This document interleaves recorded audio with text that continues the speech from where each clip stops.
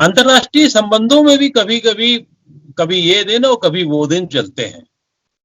एक जमाने में, ज्यादा नहीं पुरानी बात है, 42 साल पहले अ, चीन अमेरिका ने चीन को लेकर के, चीन के समर्थन में, चीन पे गलबैया बढ़ाने के चक्कर में ताइवान से रिश्ते नाते तोड़ दिए थे।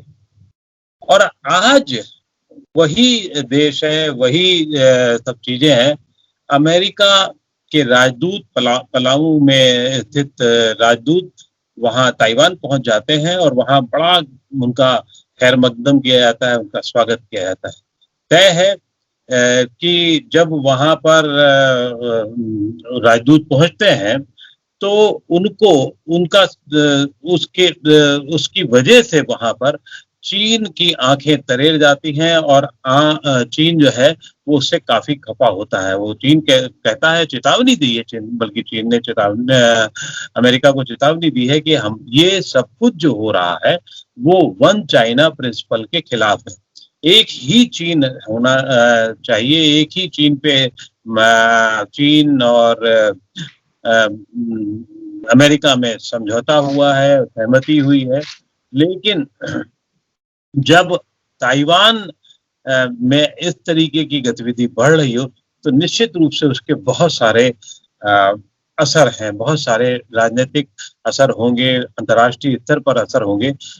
ये असर क्या होंगे ये हमें बहुत समझने की जरूरत है। और एक खबर आपने और थोड़ी सी पढ़ी होगी, उस पर ध्यान जरूर गया होगा, वो ये थी स्वेज नहर को लेकर के। भूमध्य सागर और लाल सागर के बीच का जो हिस्सा है लगभग 193 किलोमीटर का, वहां पर एक जहाज फंस गया था, एवरग्रीन नामक का जहाज। जहाज भी छोटा मोटा नहीं था, 400 मीटर लंबा और 60 मीटर चौड़ा जहाज था जो फंस गया, जिसकी वजह से 7 दिन तक वहां आवाजाही बंद रही। आप सोचिए, वो उस जगह पर आवाजाही बंद रही जहां पर वो पूरे विश्व का 12% जो है वो सामान आना जाना वहां पर होता था।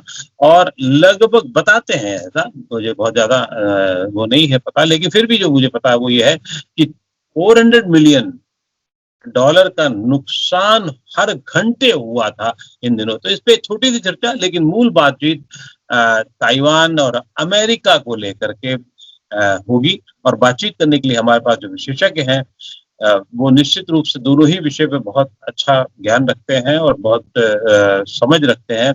बहुत बहुत स्वागत है दिलीप सिन्हा जी आपका। आपने नवोदय टाइम्स पंजाब के से बातचीत करने के लिए समय निकाला। दिलीप जी पूर्व राजनयिक हैं और इन अंतर्राष्ट्रीय घटनाओं पर बड़ी पैनी नजर रखते हैं। तो साहब, पहले तो हमें यही बताइए, ये ताइवान और चीन का तो खैर सबको पता है कि यारी दोस्ती किस तरीके की है, उल्टी दिशाओं पर चलते रहते हैं। एक ताइवान चीन से हटके ही बना है।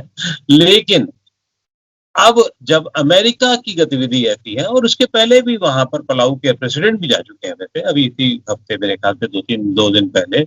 लेकिन अब ऐसी स्थिति में अंतर्राष्ट्रीय स्तर से बदलाव अगर हो रहा है, 42 साल की स्थितियां बदली हैं, तो इनको आप किस तरह से देखते हैं? आपको जी नमस्ते। आपने दिन की बात की और दिन बदलने की बात की, तो आजकल जो दिन चल रहे हैं वो चीन के चल रहे हैं।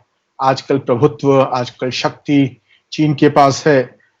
तो अंतर्राष्ट्रीय संबंधों में जैसा कि आपको और सबको मालूम है कि कोई ना तो स्थायी मित्र होते हैं, ना स्थायी दुश्मन होते हैं, केवल स्थायी इंटरेस्ट्स होते हैं। तो वही चीन के साथ भी है, वही अमेरिका के साथ भी है, जैसे भारत के साथ भी होना चाहिए। तो इस इलाके में, ताइवान का जो इलाका है, वहां पर अमेरिका की नीति बदलती रही है समय के अनुसार। जैसे जैसे विभिन्न शक्तियां वहां पर आईं और अमेरिका के जो अपने इंटरेस्ट रहे बदलते रहे हैं, वैसे वैसे उसकी नीति बदलती रही है। ताइवान एक छोटा सा टापू है, चीन से थोड़ा सा अलग हटके। आज से करीब 300 वर्ष पहले वहां पर चीन में उस समय एक साम्राज्य था, मांचू साम्राज्य, जिसे चिंग डायनेस्टी बोलते हैं। तो उसने 1683 में आक्रमण करके इस टापू पर कब्जा कर लिया। उसके बाद से धीरे धीरे वहां के जो मूल निवासी थे उनकी संख्या धीरे धीरे कम होती गई और लगभग 200 वर्ष शासन चला चीन का वहां पे। उन 200 वर्षों में चीन के जो हान लोग जिनको बोलते हैं, वहां के जो निवासी हैं चीन के, वो जाकर धीरे धीरे वहां बसते गए। 200 वर्ष बाद 1895 में जापान का उदय हुआ, उसके कुछ वर्षों पहले। तो जापान ने चीन पर आक्रमण किया और ताइवान पर अपना कब्जा कर लिया। तो उसके बाद 50 वर्ष ताइवान जापान के कब्जे में रहा। उससे कोई खास परिवर्तन नहीं हुआ वहां की जनसंख्या में, क्योंकि वहां के जो मूल निवासी थे उन पर शोषण चलता ही रहा, उनकी संख्या कम होती गई। द्वितीय महायुद्ध में जापान की हार हुई, अमेरिका की जीत हुई। अमेरिका ने ताइवान लेकर वापस दे दिया चीन को। उस समय चीन में शासन था चियांग काई शेक का, जिसकी पार्टी का नाम था कुओमिंटांग, नेशनलिस्ट पार्टी बोलते थे। तो कुओमिंटांग का उसमें शासन था, और उसके द्वितीय महायुद्ध के पहले से भी चीन में कम्युनिस्ट पार्टी का उदय शुरू हो गया था। और जब से कम्युनिस्ट पार्टी बनी तब से चीन में एक गृह युद्ध चल रहा था कम्युनिस्ट पार्टी और नेशनलिस्ट पार्टी के बीच में। द्वितीय महायुद्ध के बाद यह युद्ध, गृह युद्ध था चीन का, वो फिर से भड़क उठा। इस वक्त अमेरिका ने एक गलती की, उसने एक तो वर्ष कोशिश की वहां पर चियांग काई शेक की मदद करने की। विभिन्न राजनीतिक गतिविधियां हुई, अमेरिका वहां से हट गया चीन से। अमेरिका का समर्थन कम हो गया चियांग काई शेक के लिए। कम्युनिस्ट पार्टी को, जो कि माओ के अंडर में अधीन था, उसे उस समय सोवियत संघ का पूरा समर्थन प्राप्त था। तो जो गृह युद्ध हुआ उसमें 4 साल के अंदर अंदर कम्युनिस्ट पार्टी जीत गया और उसने पूरे चीन पर कब्जा कर लिया। चियांग काई शेक अपनी छोटी सी पार्टी लेकर समुद्र पार करके ताइवान में आकर उन्होंने शरण लिया। अब इस समय एक बड़ी घटना यह हुई कि कोरिया में कम्युनिस्टों ने आक्रमण कर दिया और कोरिया में युद्ध शुरू हो गया। अमेरिका को लगा कि कम्युनिस्ट पार्टी, चीन और रूस की कम्युनिस्ट पार्टी अब फिर फैल रही है। तो अमेरिका ने वापस प्रवेश किया इस इलाके में आकर, कोरिया में युद्ध में शामिल हो गया अमेरिका, और ताइवान को उसने आश्वासन दिया कि वो उसकी सुरक्षा करेगा। ये शुरू हुआ ताइवान अमेरिका के संबंध का एक नया दौर, जब चीन का माओ के समय इच्छा थी कि वो ताइवान पर आक्रमण करके ताइवान को भी कब्जा कर ले। वह चूंकि अमेरिका आ चुका था वहां पर और संधि हो गई ताइवान और अमेरिका के बीच में, तो चियांग काई शेक वहां पर सत्ता में रहा और अमेरिका का समर्थन प्राप्त रहा उसे। फिर जैसा कि आपने कहा कि आज से करीब 40 वर्ष पहले 1971 में सबको याद होगा कि किसिंगर और निक्सन चीन गए थे।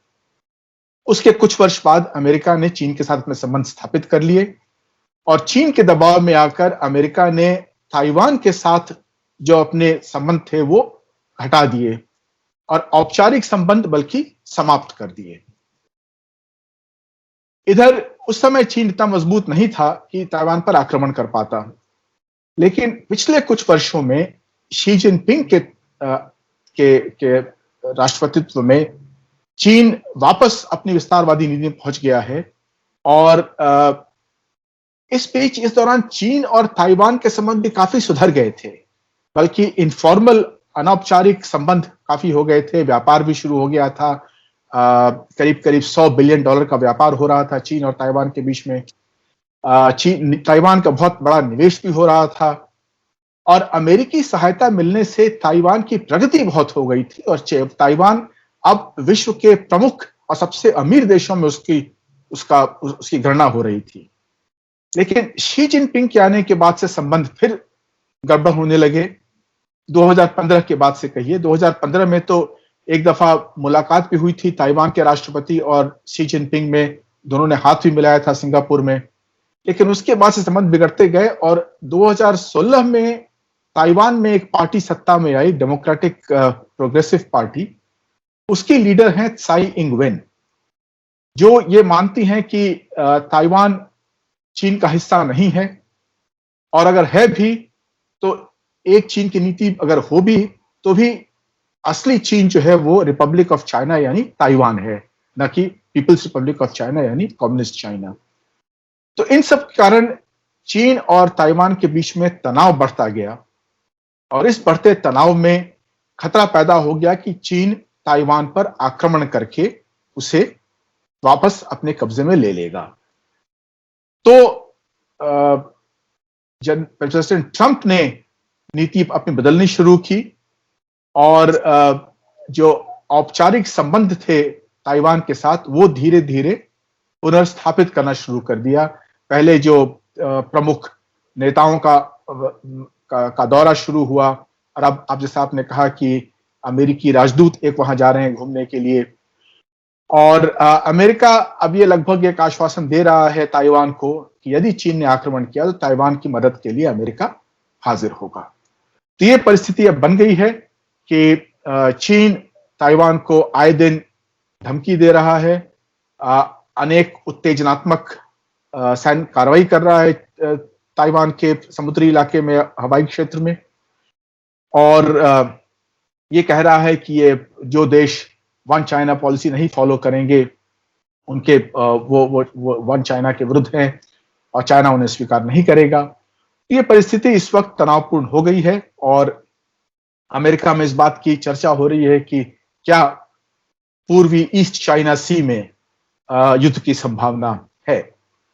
तो हमें देखना होगा कि परिस्थिति कैसे बढ़ती है आगे। लेकिन अभी तो जो तनाव है वो काफी ज्यादा हो चुका है, क्योंकि ताइवान में परसों नरसों भी यही हुआ।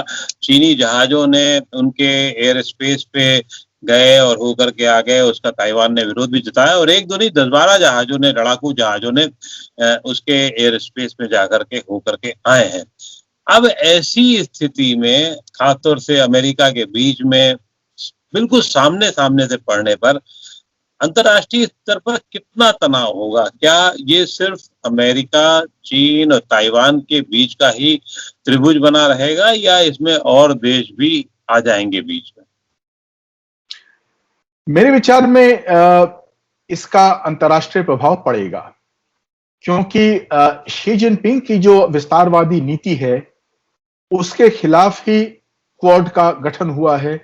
और अभी जो कुछ दिनों पहले क्वाड का एक शिखर सम्मेलन हुआ, वर्चुअल हुआ, लेकिन शिखर सम्मेलन पहली दफा हुआ जब अमेरिका, जापान, ऑस्ट्रेलिया और भारत के शासनाध्यक्ष आपस में मिलकर उन्हें बातचीत की और इस क्षेत्र के जो इंडो पैसिफिक क्षेत्र बोलते हैं, इसे ओपन ऑन फ्री रखने का आश्वासन दिया।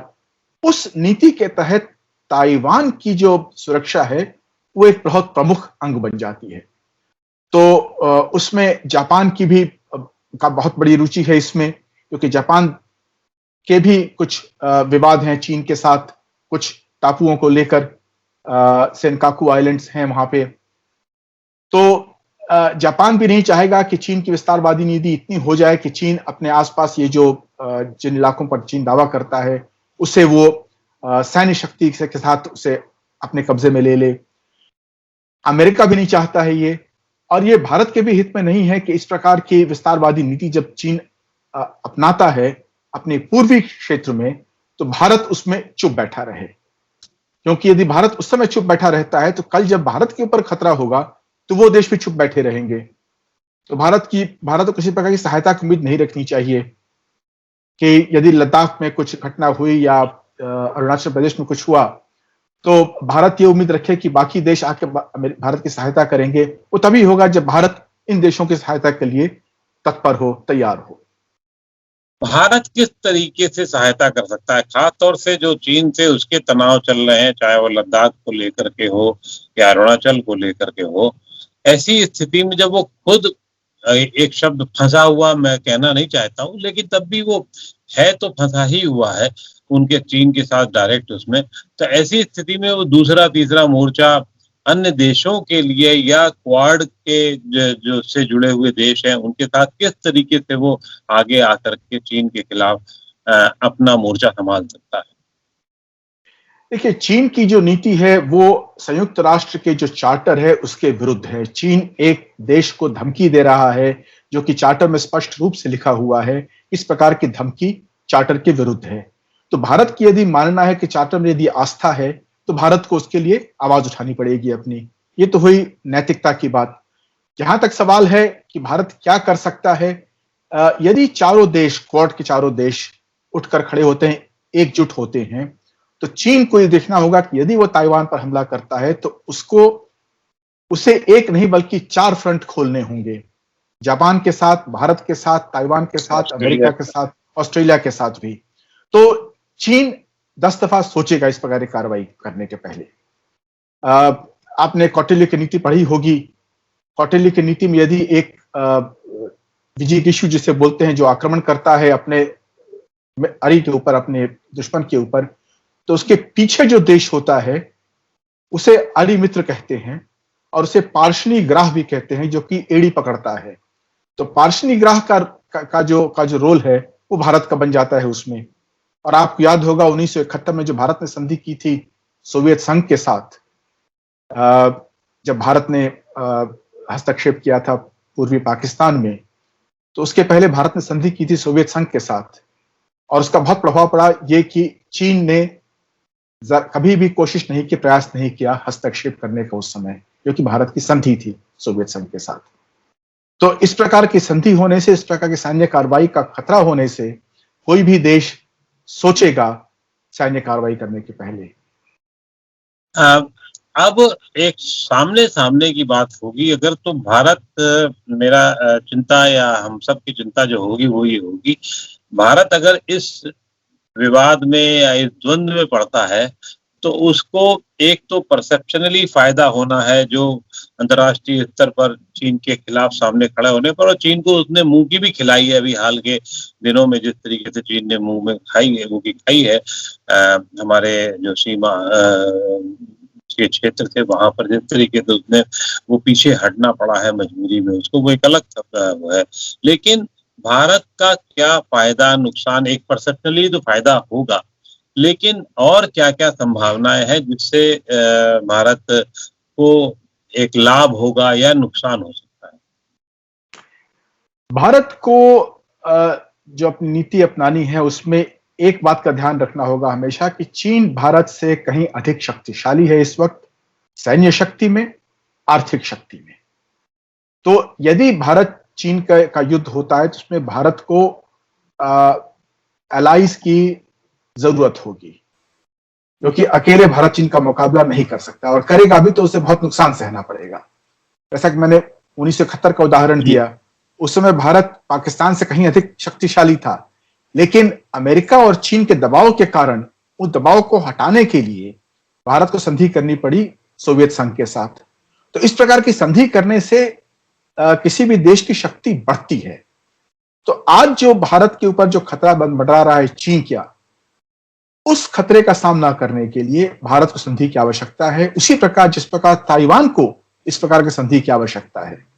तो हम दोनों के जो इंटरेस्ट हैं इस वक्त मेल खा रहे हैं, जैसे कि अमेरिका के इंटरेस्ट मेल खा रहे हैं, जापान के इंटरेस्ट मेल खा रहे हैं। यदि अमेरिका ने क्वाड का गठन किया है तो वो इसलिए किया है कि अमेरिका के जो हित हैं और भारत के हित इस समय मेल खा रहे हैं चीन के विरुद्ध।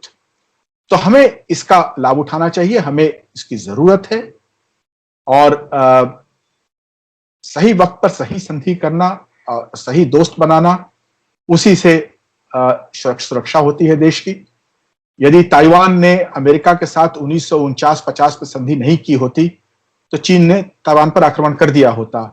उसी प्रकार जिस प्रकार के 1950 में चीन ने तिब्बत पर आक्रमण कर दिया, आक्रमण करके उस पर कब्जा कर लिया, उस वक्त अमेरिका ने भारत को सहायता का सुझाव दिया था। अमेरिकी एम्बेसडर थे लॉयड हेंडरसन, वो मिले थे भारत के प्रधानमंत्री से और कहा था कि हम सहायता करने को तैयार है, क्योंकि भारत ने सहायता स्वीकार नहीं की थी, उस समय उसे ठुकरा दिया था। नतीजा हम सबके सामने है। वो दौर शायद गुट निरपेक्षता के शुरुआती दौर था और उसमें दिमाग में शायद उसी तरीके की बातें नहीं होगी। खैर, ये एक बहुत अच्छी आपने एनालिसिस किया उसका। अब जो स्वेज नहर का विवाद था, जो जिसमें 5-6 दिन काफी चीजें फंसी रही हैं, अब वो हल हो गया है, जहाज को किनारे ले आया गया है, टापू पे किनारे कर दिया गया है, बहुत मुश्किल से हुआ है। तो क्या अब ये उम्मीद भी की जानी चाहिए कि इससे अंतर्राष्ट्रीय स्तर पर बढ़ रहे, लगातार जो अभी तक बढ़ रहे थे, जिसे कहा जा सकता है क्रूड ऑयल को लेकर के, उसमें भी कोई क्रूड ऑयल के दाम में अब गिरावट होगी या और चीजों में भी जो संकट होने वाला था वो भी कुछ हल होने की उम्मीद है या कम होने की उम्मीद है इस तरीके से? अब देखिए, जहां तक सुएज कैनाल के कारण जो कीमतों में वृद्धि हो रही थी वो तो वापस सामान्य पर पहुंच जाएगा, लेकिन तेल की कीमतें अंतर्राष्ट्रीय स्तर पर बहुत तरह के फैक्टर्स से निर्धारित होती हैं, वो चलते रहेंगे। हाँ, वो चलती रहेंगी। इधर उधर कहीं युद्ध हो रहा हो, कहीं तनाव बढ़ रहा हो, या विश्व अर्थव्यवस्था की क्या परिस्थिति है उसके अनुसार उठता गिरता रहता है, तो वो चलता रहेगा। लेकिन सुएज कैनाल का जो बंद होना था वो एक बहुत बड़ी गंभीर समस्या थी, क्योंकि उसे पार पाने का एक ही तरीका है, वह अफ्रीका के चक्कर लगाकर जाना, जो एक लंबा रास्ता पड़ता है, ज्यादा खर्च भी पड़ता है। तो सुएज कैनाल का बनना आज से लगभग 150 साल पहले भारत और यूरोप के बीच की दूरी को कम करने में बहुत सहायक रहा, और अब तो खैर पूरे विश्व के लिए ये बहुत ही महत्वपूर्ण हो गया है। जी, निश्चित रूप से ये बहुत महत्वपूर्ण हो गया है सुएज नहर का मामला, और अब खासतौर से वहां जब स्थितियां सामान्य हो गई हैं तो हम ये समझ सकते हैं कि कितनी राहत की बात है। अब लगातार नजर रखनी होगी देश को भी और आप सब लोगों को भी कि अगर ताइवान में कुछ ज्यादा होता है, खासतौर से आज जो चीन की चेतावनी जिस तरह से आई है वो अपने आप में काफी महत्वपूर्ण है। चीन ने कहा है कि हम वन चाइना प्रिंसिपल से किसी भी तरीके से पीछे नहीं हटेंगे, चाहे कुछ भी हो जाए। हमें लगातार नजर रखनी होगी। बहुत बहुत आभार आपका कि आपने हमें समय दिया और हमसे इस मुद्दे पर बातचीत। शुक्रिया। नमस्ते।